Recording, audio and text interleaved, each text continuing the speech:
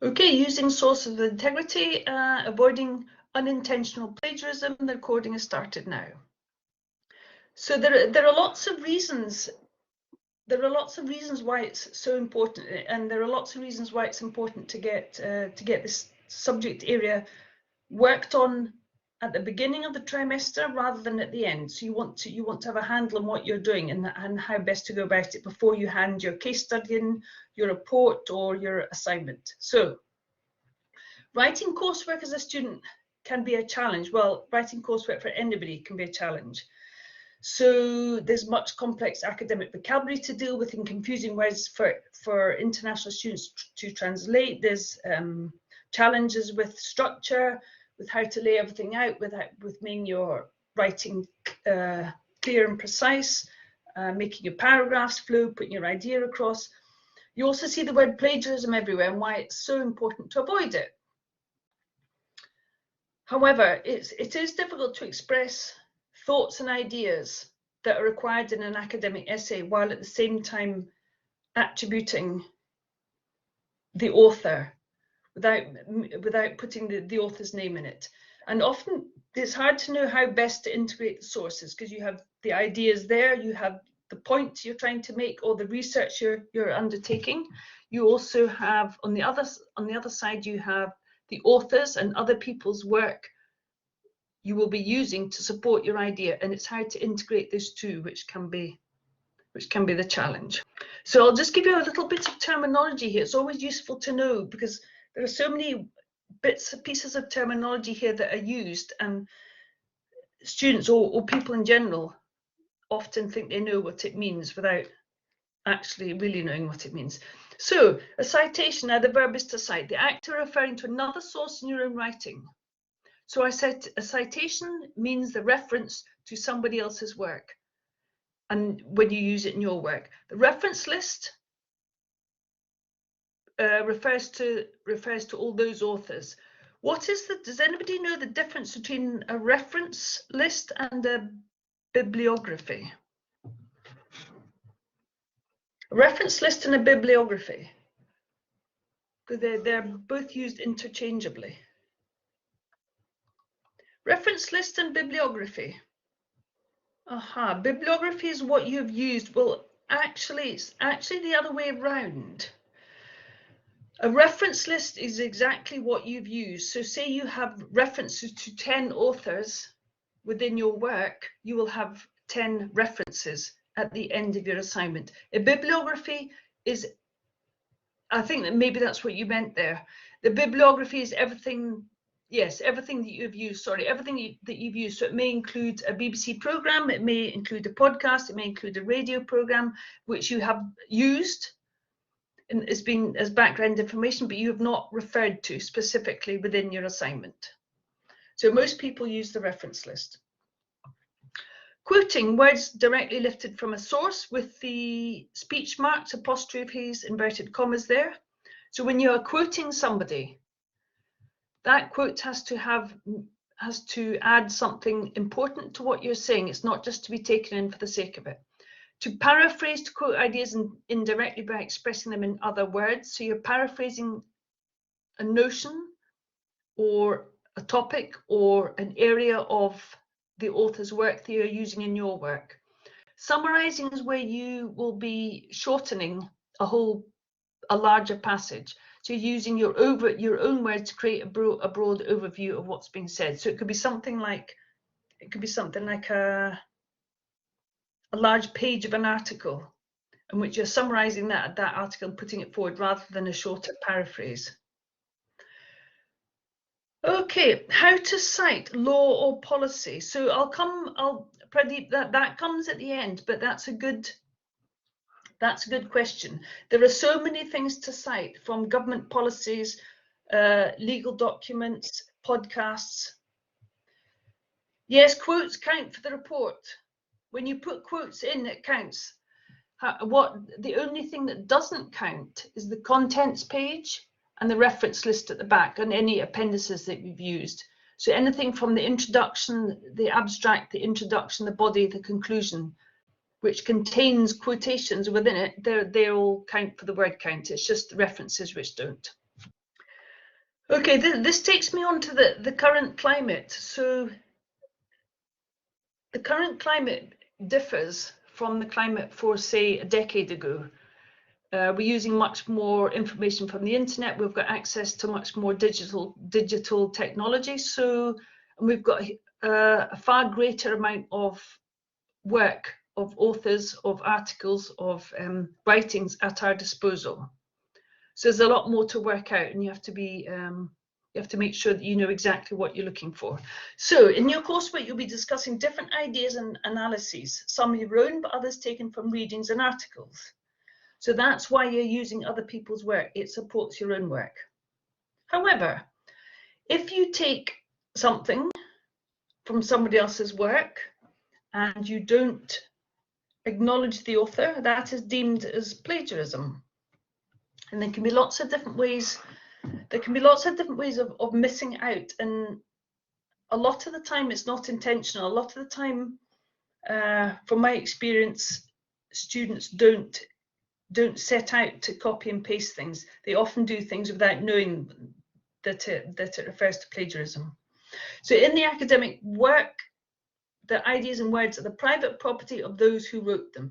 If I wrote a book or a paper and I put it in the library and I put it online, I'm the author, that's my property. If somebody wants to use what I've said in their work, they just have to acknowledge what I've said. And they acknowledge it by putting my name and the publication date. And there it says there, credit needs to be given to those authors if you use their work, and be proud of demonstrating your own work.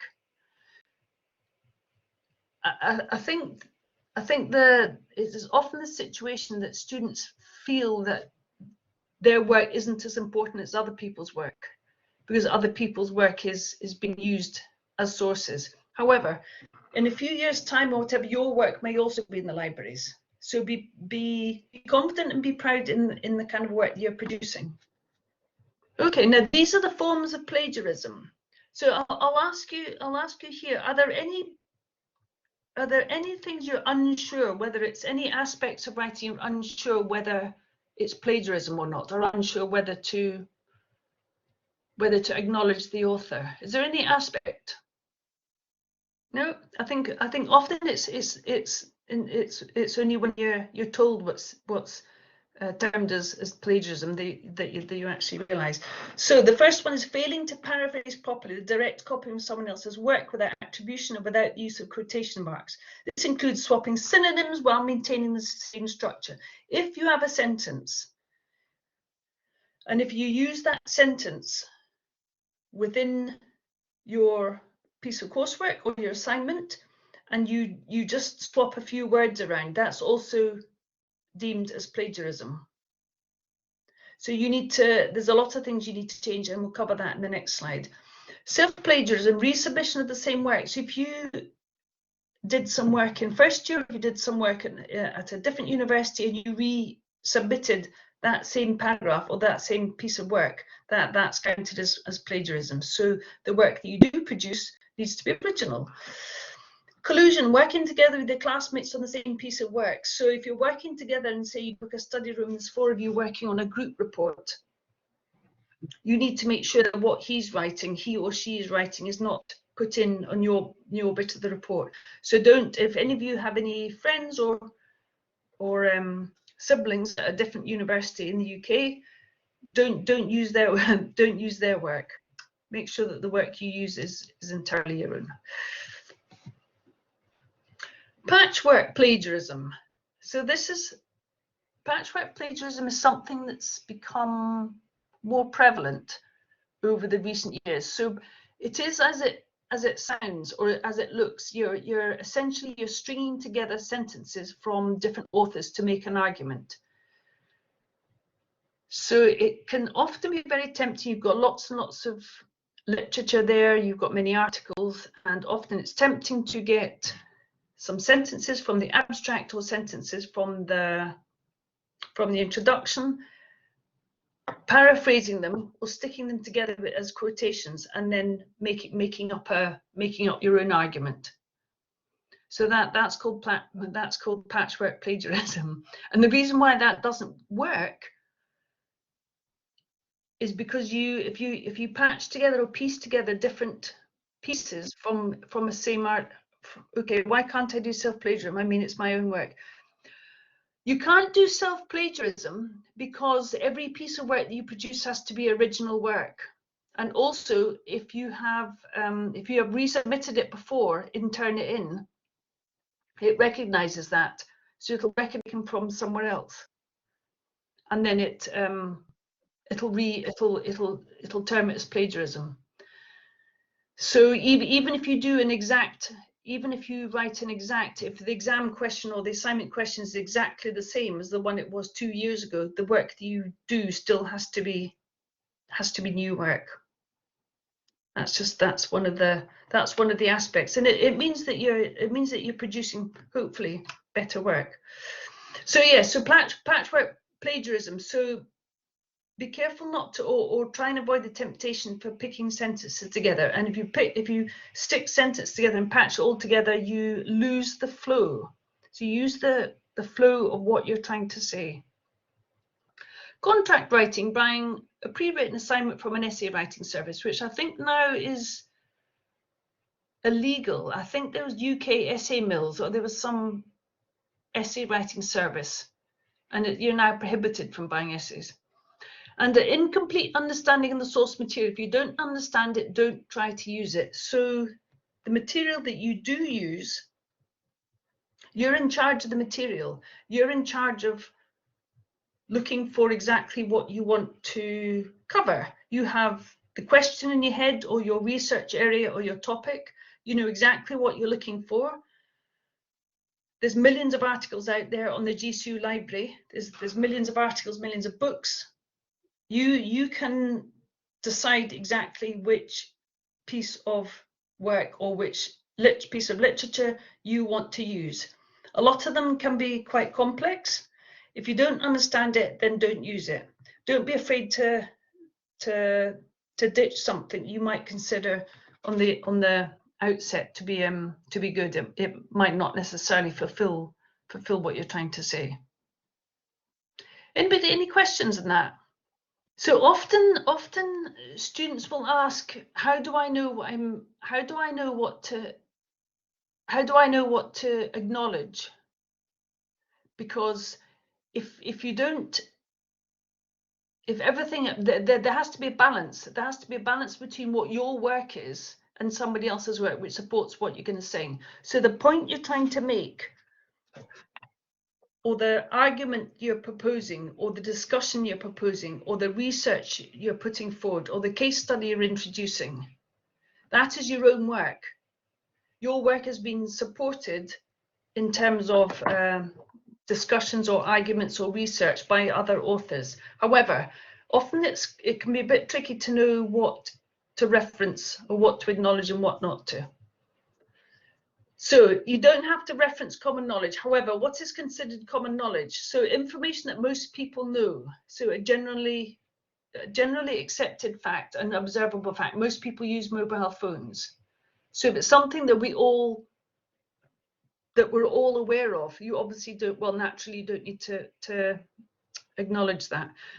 Information is known by common groups such as names and national events. So if you're working in the field of computing, if you're working in the field of any aspect of engineering or climate, how to check plagiarism prior to submission. You can actually, I'll come to that at the end, you can actually put it through Turnitin. You can actually create your own Turnitin practice folder on Turnitin, and you can actually put it through and check, Pradeep. So you can set up a folder and call it practice, and then you can submit, but don't submit it through the folder that your lecturer set up, because that means that it will plagiarize what you put in. So you can actually set up a practice folder, and it might be good practice just to see what it highlights. Okay, so information that is known by common groups such as names and national events. So as I said just now, if there is information which is relevant for everybody in your field, terminology that people in your field understand or work with, you don't need to acknowledge that. So ask yourself who your audience is and what do you assume the readers know. For example, ask yourself who's reading. So tell me this, who will be reading your assignments, your coursework? Who will be reading your coursework?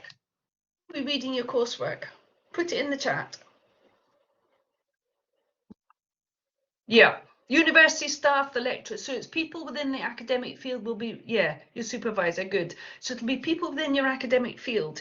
So terminology that's generally accepted in your field, you don't have to acknowledge, and you don't have to spell it out. For example, I quite often have to explain things and all the acronyms that I use in my field. When I'm sending out to the university wide, I have to explain it because I use acronyms. Okay, so how do I know what's not my idea? Could anyone know this? I'm putting two and two together in a way that any person logically could, or are you making a claim that could revolutionize the field? If it's the former, you're good to know. You're good to go, sorry. It's unlikely that no person ever has said what you're writing.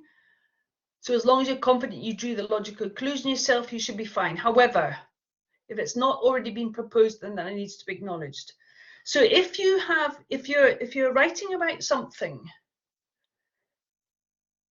and you're not sure whether that idea has been proposed before, an article in Control F, and then you can type in the search term, and then that can come up and show you what's already been written about it. So that's quite useful. So if you're writing about the ethics, environmental ethics, or the ethics of climate justice, you would put that Control F and you put that in the bar that appears, and you can bring up any kind of examples relating to that term. Now, as we move through this, we'll get right down. So this is all about why you need to acknowledge sources and how to integrate them. So now we're moving. It's like a top-down approach. Now we're moving a little bit further down as to how you can integrate them. So you can paraphrase, you can summarize, and reference correctly. So you're expected to show that you've read the relevant sources on a subject. So within your coursework, within your written report, you're expected to use other people's work. Okay, Pradeep. Due to ignorance of safety, accidents are very frequent and people are not learning from past incidents. Does this come under plagiarism? As it might be printed in some articles. Pradeep, you could probably say, you could use what's called, I'll just answer this question before I move on. You can use what's termed as hedging. Hedging means you can use such language. You could say, due to the ignorance surrounding, now be specific with your safety. Is it building safety? Is it fire safety? Is it airline safety? What kind of safety is it? Be very precise. Due to the ignorance surrounding something safety, accidents can often be very frequent. And people often do not learn from past incidents. Okay, so when you're using hedging, you're using what's called cautious language. Cautious language is language such as can, may, seem, often. Hedging words and cautious language takes you away from what is actually being said, so you're not being quite so specific. So yes, so that would, yes, hedging language, and I'll put that in. I've got a Padlet to put into the chat as well. So hedging language, if you hedge something, it means you're moving away and you're kind of the third person.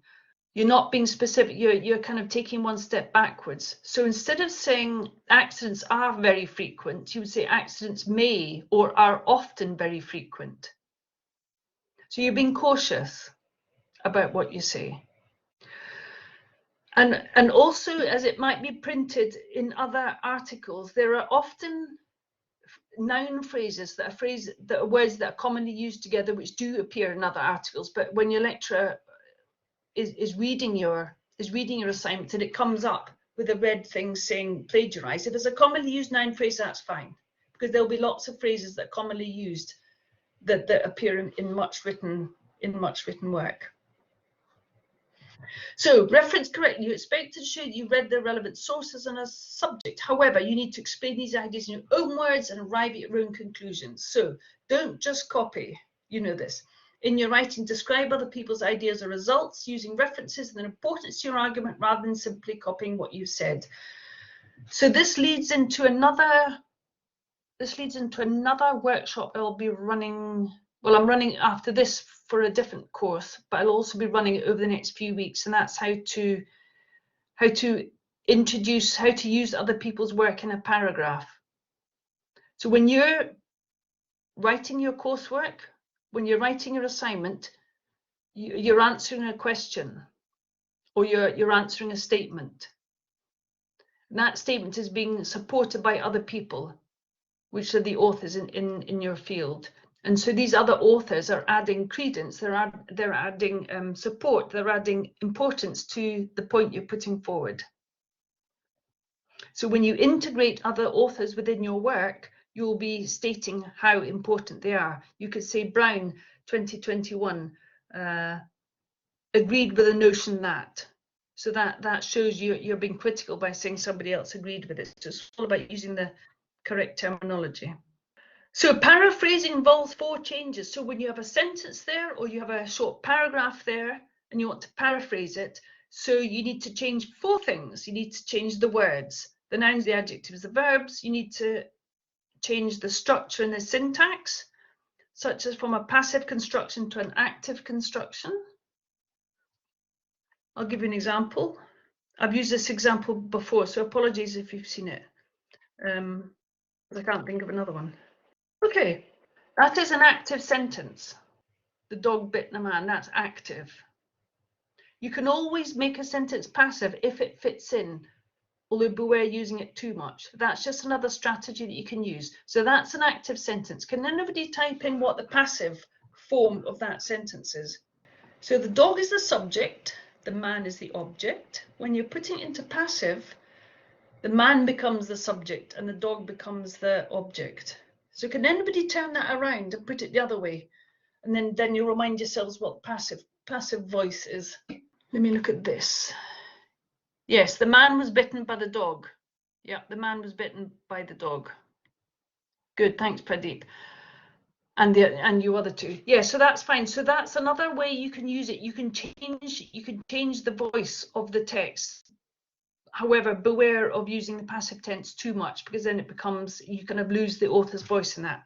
So the elements of the original text and presentation of other people's ideas in your own words, which requires a citation. So read, reread, absorb, set aside, and write from memory.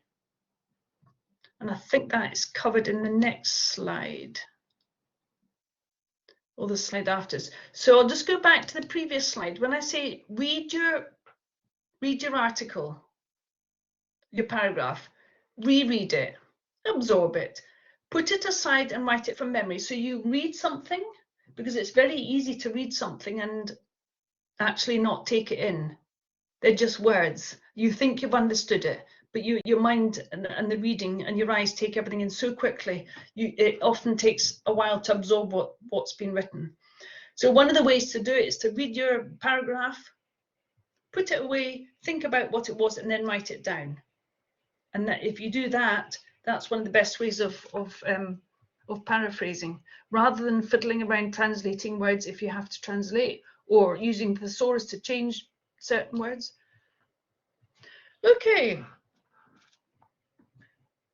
Do's and don'ts. There's always lots of don'ts. So don't mind the sources for sentences you like, then paraphrase them and stitch them together. So that's what I said about patchwork plagiarism.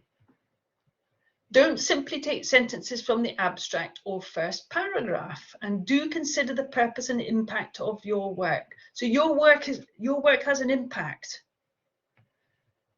and you're saying something important, and you want the importance of that text of what you're saying to come over to the reader. And the way that can come over is important if is the good use of other sources and a careful development of your own idea by the work of the other authors, which can be used in different ways.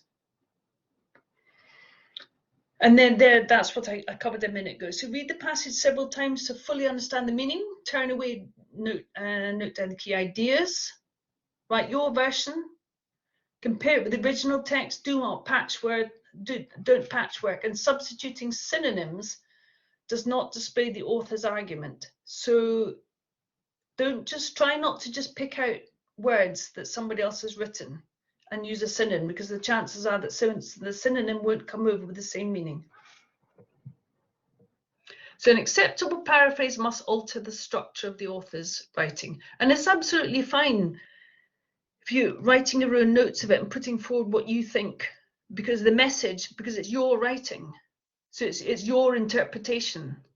It's your interpretation of what somebody's been said. You might see that another author has agreed with a certain policy that you've stated. Or you might think that an author has disagreed with something. So it's the way that you interpret what somebody else has said, and then you acknowledge his or her work by putting the reference in it. This is actually quite a tricky one, but have a look at this, and I'll show you the corrected version. Have a look at this and see if you would be able to paraphrase it, or how you would paraphrase it. So like drought, comma, excess rainfall and flooding can also contribute to epidemics of waterborne infectious diseases, in this case due to poor sanitation resulting from runoff from overwhelmed sewage lines or the contamination of water by livestock, which is actually, that sentence is taken from Global Climate Change and Infectious Diseases, and it's quite a long sentence. In fact, I would say it's too long. So have a look at that, and then I'll move on to the next slide. Make it a little bit, it's too small. So there's the original text there. That paraphrase there, they've used synonyms. And the second paraphrase, they've changed the sentence structure. Okay, so you can see the original one is the original text, and it's got the full reference, the source at the end of it. And you can see when they've paraphrased that piece of text, you can see that they've used the author there, comma, 2010, which is the date of publication. So within your text, within the body of your writing, you only need two things. One of them is the author's family name, the surname, and the other one is the date of publication within your text. If the lecturer or the reader wants to know more about that article or that piece of text or that paraphrase, the reader will go to the end of your assignment and they'll be able to see the full reference. So if this were in a piece of coursework, an assignment, you would have the source and that full source there right at the end of the assignment, and they'll be able to check and look back at it. So whatever reference or citation you put within your text, you must have the full reference at the end. Anybody get any questions on that? So do put in questions in the chat if there's something you don't follow. Is that clear enough? I think once you get the hang of it, then it just needs refined. So as you continue through your studies, and once you've got a hang of it in the beginning, the very beginning, then it's something that will carry you through, because you'll be using it if you undergraduate, or if you go into postgraduate. So Sophanie, I'll answer your question. If I put it at the bottom of the page, does it need to be at the end too? Yes. With Harvard referencing, you have it at the end of your paraphrase. So Harvard referencing is this referencing here. So Schumann 2010, that's within your text. Some good words to compare two articles in the same paragraph. Okay, yeah, hold on a second. I'll give you the copy of the Padlet. So yes, so Sophie, and I apologize if I pronounced your name incorrectly. You need to have Schumann 2010 within the body of your assignment. On a separate page at the very end of your assignment, you have a page with all the references in it. Okay, so Schumann goes in twice. He goes in once within the assignment. He goes in the second time, the full assignment, and you can see it there. You can see the full reference. 2010, March 25, that's on the left-hand side, Global Climate Change and Infectious Diseases. Okay, so when you use cite them right, and I'll cover this in a minute, cite them right, and what else? Ref works. Cite them right and ref works both create automatic references for you.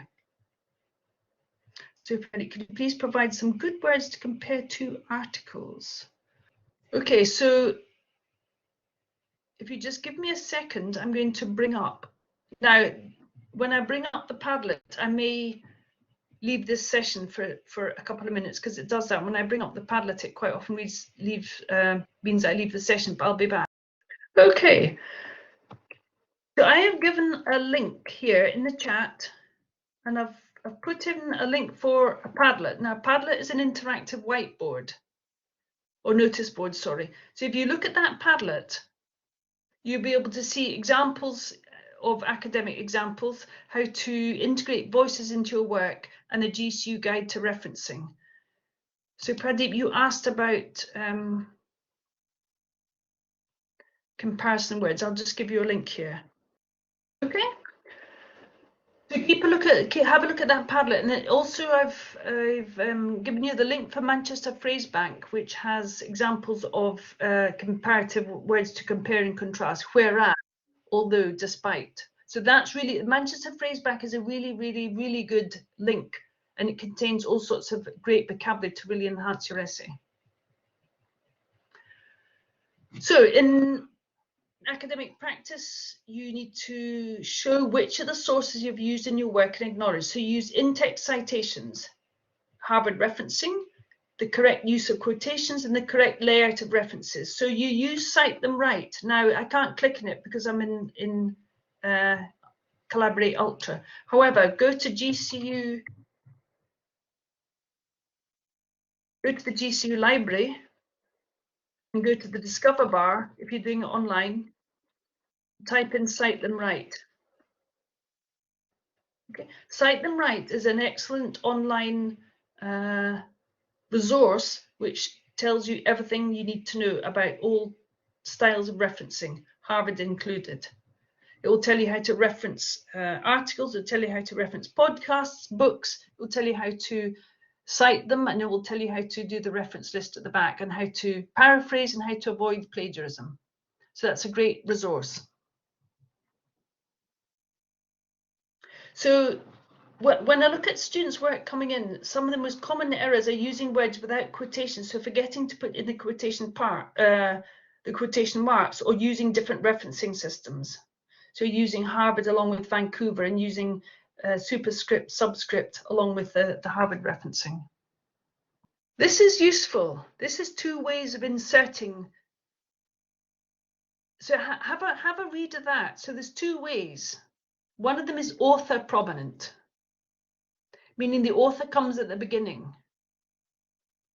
So you'll see here Smith 2009. So Smith is outside the brackets and the date is within the brackets. Devlin 1999. So Devlin, so the date again is within the brackets. So that means the author comes first. The second one is where the author comes last, is at the end, and that's information prominence. So have a quick look at those two and put in the chat which one you tend to use. Do you tend to use author prominent or information prominent? The second one, yep. Okay, I think the second one is the most commonly used one. However,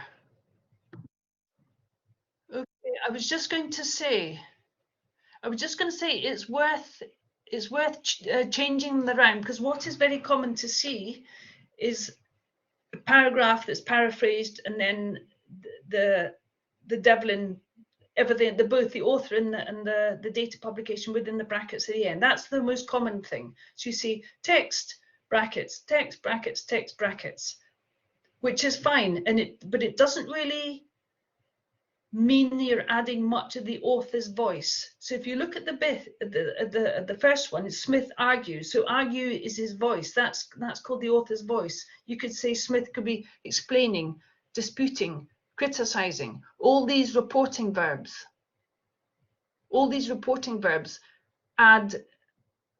make your writing much more powerful, and it shows that you're analyzing the author's work. If you just use the information prominent, it can sometimes mean that your writing's a little bit flat. So it'd be good sometimes, if you can, to be able to change them around. Okay, The use of quotations. So you must quote the authors with the family name, date of publication. You must use quotation marks and the page number if it's applicable. So you can see an example there. Wenger, 1998, page 181. We've used page 181 because that quote can be found in the book or the article that was in. Okay, and argues is the reporting verb. So it's better to use, it's better to think about the voice, the point you're trying to make, the point you're trying to put forward, and the strength of the word. So you wouldn't just say, so argues is stronger than states. So it's always good to kind of vary the types of reporting verbs you use. Words of the source should be summarized unless there's a good reason for quoting. If you're going to quote, make sure the quote adds something beefy to your work. It's got to actually add something, it's got to mean something. Don't just stick it in for the sake of it, or if you think you're going to put up your word count. What does a quote add to your work? And the author's voice should be labelled every few sentences. Because when you're reading something, when the lecturer or the reader is going through your work, they want to know who's speaking. Is it you that's speaking? Or which author is it that's speaking? So make sure there's accurate reference throughout to the author. A paragraph should contain the author as well as the writer's voice. So if you want to look at the Padlet, and I put the link to the Padlet in the chat, so have a look at the Padlet. Second column along, I've written academic articles. So click in the first one. Click in the first one. The first one is Evolutionary Pathways Environmental Management in UK Companies. Okay, and just go to the introduction. Okay, and this is an article, this is an academic article here, and you will see from the introduction the contribution of the other authors. So the first one, in recent years, the dissemination of environmental management tools and standards has spread widely among companies.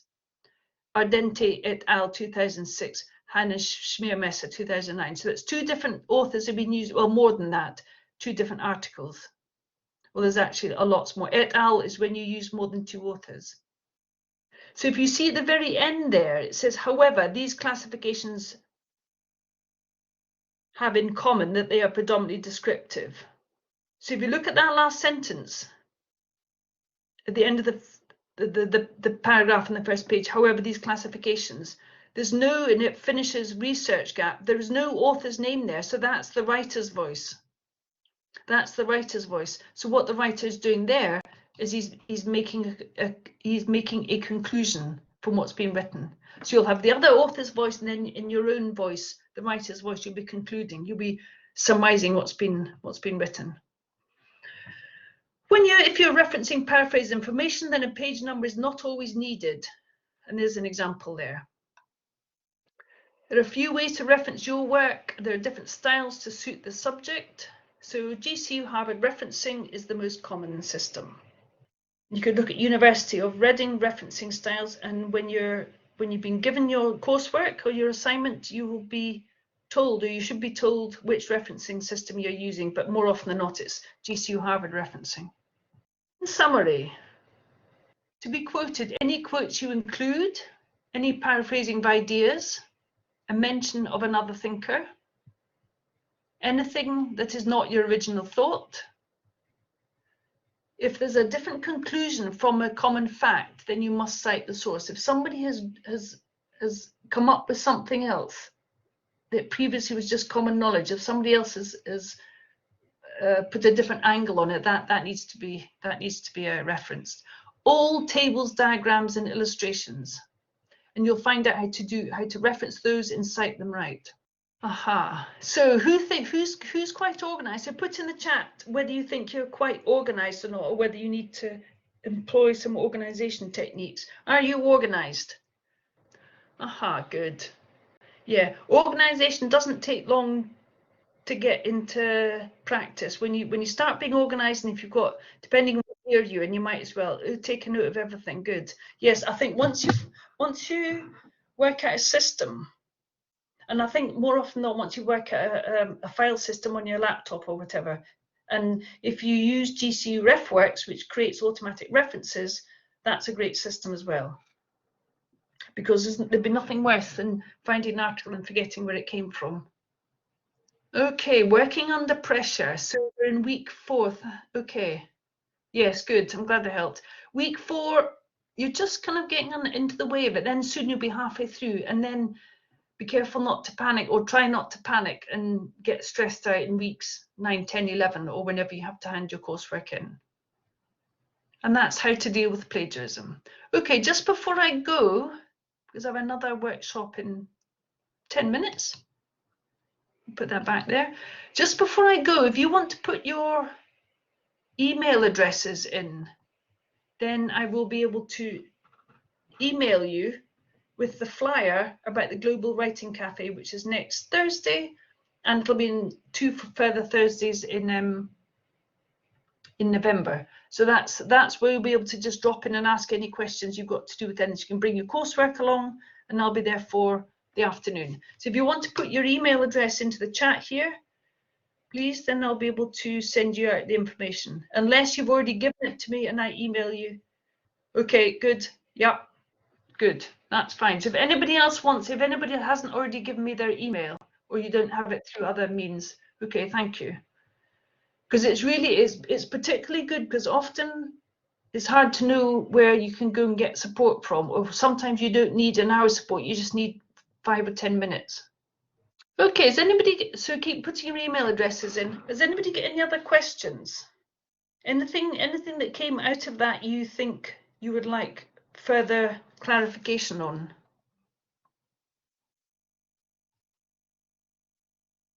And I will stop recording.